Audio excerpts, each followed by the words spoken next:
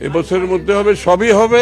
দীর্ঘদিন ধরে ঝুলে থাকা সরকারি কর্মচারীদের নতুন বেতন কাঠামো বা নবম পে স্কেল নিয়ে অবশেষে স্পষ্ট বার্তা পাওয়া গেছে। সচিবালয়ে অর্থ মন্ত্রণালয়ের সভাকক্ষে বাংলাদেশ জুডিশিয়াল সার্ভিস পে কমিশনের প্রতিবেদন পর্যালোচনা বৈঠক শেষে অর্থমন্ত্রী আমির খসরু মাহমুদ চৌধুরী এক সংক্ষিপ্ত ব্রিফিংয়ে জোর দিয়ে জানান, সার্বিক বিষয় পর্যালোচনা করে চলতি বছরের মধ্যেই নতুন পে স্কেল বাস্তবায়ন করা হবে।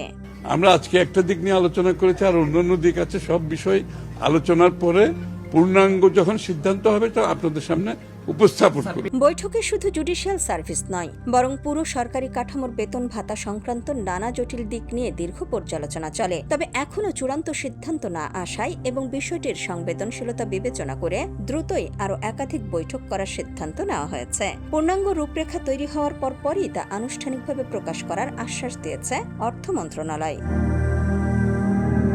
সরকারি কর্মচারীদের বেতন ভাতা বাড়লে বাজারের পণ্যের দামে এর প্রত্যক্ষ প্রভাব পড়ার একটি আশঙ্কা থেকে যায়। সাংবাদিকদের পক্ষ থেকে এমন প্রশ্ন করা হলে অর্থমন্ত্রীও স্পষ্ট স্বীকার করে নেন যে এই পে স্কেল বাস্তবায়নের কারণে সাধারণ মানুষের উপর কিছুটা হলেও বাড়তি আর্থিক চাপ তৈরি হতে পারে।